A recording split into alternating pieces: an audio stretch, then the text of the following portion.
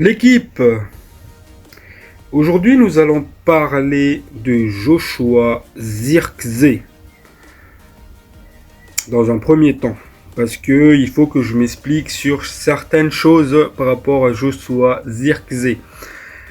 Et après, dans un second temps, nous allons parler de Mercato. Parce qu'il y a quelques informations intéressantes, croustillantes, qu'il faut qu'on parle, qu'on décortique tout ça.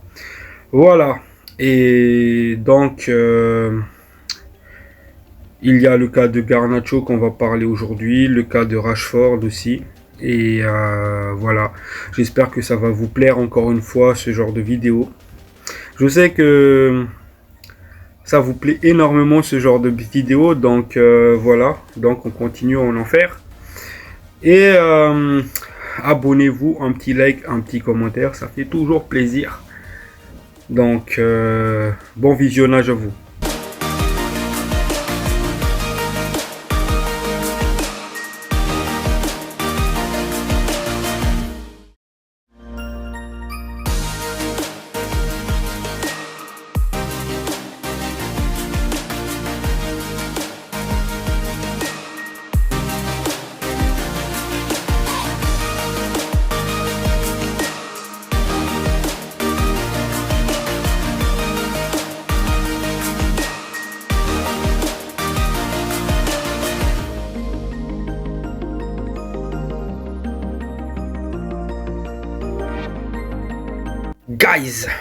Guys, bonjour à vous, j'espère que tout va pour le mieux pour vous. Donc comme je l'ai dit en introduction, nous allons parler du cas de Zirkzee. Pourquoi? En fait, j'ai reçu un commentaire que il faut que pas de conclusion hâtive, c'est ce qu'on m'a dit. Pourquoi? Parce qu'en fait, j'avais dit dans ma précédente vidéo, rédemption de Zirkzee. Et oui, parce qu'en fait, si vous vous rappelez bien, face à Newcastle, j'avais parlé de Zirkzee en disant que le joueur il n'était pas adapté pour la première ligue et que c'était peut-être une erreur de casting de la part de Manchester United. D'ailleurs, ça, l'erreur de casting, c'est les médias aussi l'ont dit. Donc voilà. J'explique le contexte de Zirkzee pour ceux qui ne sont pas au courant. Donc, c'est un joueur nonchalant qui n'y va pas à fond dans les duels, mais qui est extrêmement talentueux, technique. Le problème, c'est que face à Newcastle, Ruben Amorim a aligné Haaland en pointe et Zirkzee en soutien avec Amad Diallo. Et à la 30e minute, Ruben Amorim a décidé de le faire sortir parce qu'il était, voilà, il n'était pas au top. Il a perdu énormément de balles. Donc, il s'est fait huer par les supporters. Non seulement il sort à la 30e minute, mais en plus que ça, il se fait huer. Et il a directement décidé de rentrer au vestiaire. Heureusement, pendant le match, il est revenu. Donc voilà, Ruben Amorim d'ailleurs a tenu à souligner ça en fin de match en disant qu'il restait quand même un humain avant tout et qu'il allait avoir le soutien nécessaire de tout le staff et toutes les joueurs. Voilà. Et du coup, qu'est-ce qui s'est passé? En fait, par rapport à ces éléments-là pendant le match, je me suis dit qu'il était fini. C'était fini pour Zirkzee et qu'il allait partir. Parce qu'il fallait avoir un mental pour revenir après ce qui s'est passé. Tu sors à la 30e minute, tu te fais huer. Donc voilà. Donc il y avait les rumeurs qui sortaient. Zirkzee en partance à la Juventus. Zirkzee intéresse le Napoli, etc., etc. Sauf que les joueurs lui ont dit de rester, de prouver. Et qu'il allait avoir tous les soutiens nécessaires. Donc j'avais l'œil, j'ai décidé de l'observer face à Liverpool. Il a fait une entrée de 10-5 minutes, il me semble. Et il était plutôt bon dans les petits périmètres, il était juste, il a fait même cette passe à Maguire. Certaines personnes, encore certains rageux sur les réseaux, ils disent « Ouais, mais la passe, elle était dégueulasse, nani. » Maguire, il avait le temps de contrôler cette balle-là. Donc voilà, Zirkzee, il était bon dans son entrée de jeu face à Liverpool. Mais en même temps, face à Arsenal, il était excellent. Face à Arsenal, on a vu qu'il allait au combat. Il allait dans les duels. Il gardait bien la balle. Et j'ai commencé à dire, du coup, pendant mon débrief, que il passait avant Hollande. C'était sa rédemption. Parce que dans ce match-là, il était bon, il a gardé la balle, il était dribbleur. Et surtout, quel mental, il a tiré le penalty vainqueur. Imaginez un peu, il l'aurait raté ça. Imaginez ce qui... Imaginez. Il l'aurait raté. Qu'est-ce qui serait passé? Bah, toutes les fanbases, il allait retomber sur Zirkzee. Mais le fait qu'il prend cette balle-là pour aller le tirer, et cette célébration qu'il fait, ça montre qu'il a le mental. Et quand tu as le mental, tu vas devenir un grand. Il faut avoir le mental, il faut travailler. C'est ça la recette pour devenir un grand joueur. Donc, je commençais à dire qu'il passait devant Hollande. Et ça, je pense que la majorité parmi vous, quand il a vu le match de Zirkzee, ils sont d'accord avec moi. Pourtant, face à Newcastle, ils étaient tous aussi en train de critiquer Zirkzee. La balle, elle est ronde, les gars. Tout peut se passer. Un joueur, il est pas bon, on va le critiquer. Un joueur, il est bon, on va l'applaudir. Et c'est le cas de Zirkzee en ce moment. Je ne suis pas en train de retourner ma veste. Mais je juge les performances des joueurs. Là, Zirkzee, il était bon. Et je le souligne, il était meilleur que Hollande. C'est un fait. Voilà. Donc, n'hésitez pas à me faire vos retours concernant le cas Zirkzee. Sur ce, on passe aux périodes, aux différentes rumeurs mercato. Donc, voilà. Avant de commencer, du coup, les rumeurs mercato, nous allons d'abord revenir sur Diogo León, le jeune Paraguayen. Ça y est, les gars, c'est officiel. Il a passé sa visite médicale. Tout s'est bien passé, il va nous rejoindre en mois de juillet à ses 18 ans, le jeune latéral gauche. Donc, c'est un joueur prometteur, très très prometteur, comme Sékou Koné. Les deux joueurs, ce sont des deux jeunes prometteurs. Et il n'y a nul doute que les deux joueurs, ils vont évoluer dans l'équipe première dans un futur proche. Nul doute sur ça, on le sait tous, ils sont talentueux. Donc, dans un premier temps, Diogo León, il va rejoindre l'académie de Manchester, les U21, histoire de s'acclimater au climat de Manchester United, aux cultures. Donc, voilà, il va d'abord rejoindre là, comme ils ont fait chez Sékou Koné, Louzal, ou même Shido. Donc, voilà, il va rejoindre ces joueurs-là. Et j'espère juste que ce cas-là, ça va être un cas prometteur, Diogo León.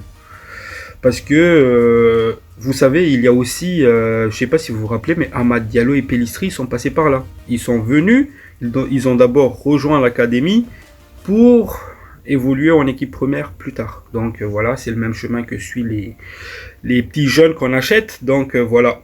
Et je suis très très content du cas Diogo León, de sa signature et tout, que tout s'est bien passé. Parce que il faut savoir, c'est un prodige. C'est un gamin ultra intéressant. Je sais pas si vous avez vu quelques vidéos qui montrent ses capacités offensives et défensives. Donc on assure notre futur avec ces signatures-là. Et franchement, je suis très très content. Hein. Honnêtement, je suis très très content. Et là, en fait, Manchester United, on commence à aller chercher en Amérique du Sud. Et il y a beaucoup de cracks là-bas. Et aussi, on commence à aller en Afrique. C'est pas pour rien. Hein. C'est pas pour rien que Neymar il a dit. Hein. L'Afrique, c'est le Brésil. C'est comparable au Brésil parce qu'il y a des talents. Et ça, c'était dommage que des grands clubs, ils vont jamais piocher là-bas pour leur académie. Et ça, je tiens à souligner et je tiens à remercier Manchester United pour ça. Parce que on a vu, on a Amad Diallo. Clairement, c'est un des plus prometteurs joueurs africains. Donc voilà, un petit parenthèse sur ça. Donc Diogo Leone, visite médicale, nickel. On passe à la suite. Une personne parmi vous m'avait dit ceci, que il n'était pas contre de la vente de Garnacho. Le Napoli cherchait Garnacho, il voulait Garnacho pour être le remplaçant de Kvaratskhelia. Il me semble, j'arrive toujours pas à prononcer son nom. Bref. Mais si, il disait que si on tentait un échange entre les deux joueurs, on a besoin d'un soutien d'attaquant et ce joueur-là, ça peut être le profil idéal. Donc pourquoi pas faire un échange, il disait. Donc, mon avis là-dessus, c'est que oui, je suis tout à fait d'accord si c'est ça, si ça se fait comme ça. Mais encore une fois, est-ce que nos dirigeants Ineos, ils ont vu les choses de la même manière que nous? Ils veulent se débarrasser de Garnacho. Enfin, ils veulent vendre Garnacho. Et s'ils vendent Garnacho, on est obligé d'acheter un ailier. Enfin, vous l'aurez compris. On est obligé. Donc, pourquoi pas tenter cet échange-là? Oui, il y a le PSG qui est en discussion avancée. Mais pourquoi pas tenter cette opération-là? Donc voilà, à moins que ils vont tenter de le vendre Garnacho pour récupérer Nico Williams. Donc là aussi c'est un profil intéressant, donc à voir. Mais une chose, il faut savoir une chose, c'est que le Napoli a fait une offre. Et l'offre du Napoli était environ à 40 millions d'euros. Une offre jugée trop faible. Parce que Manchester United réclame 60. Pas moins de 60 millions. Et du coup, il faut savoir une chose aussi.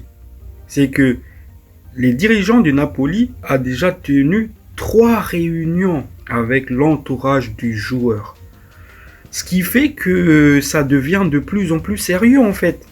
Parce que c'est vrai, dans les news, on a vu sortir ça du jour au lendemain. Garnacho, le Napoli veut Garnacho. Et que Manchester United réclame 60 millions de livres. On a vu ça sortir comme ça. Mais en fait, ce qu'on ne sait pas, c'est qu'avant ça, l'entourage du joueur s'est déjà entretenu avec les dirigeants du Napoli. 3 fois. Ils se sont entretenus 3 fois. Maintenant, le problème, c'est que la somme demandée par Manchester United est jugée trop haute par le Napoli. On le savait. Les clubs italiens, ils n'ont pas les sous.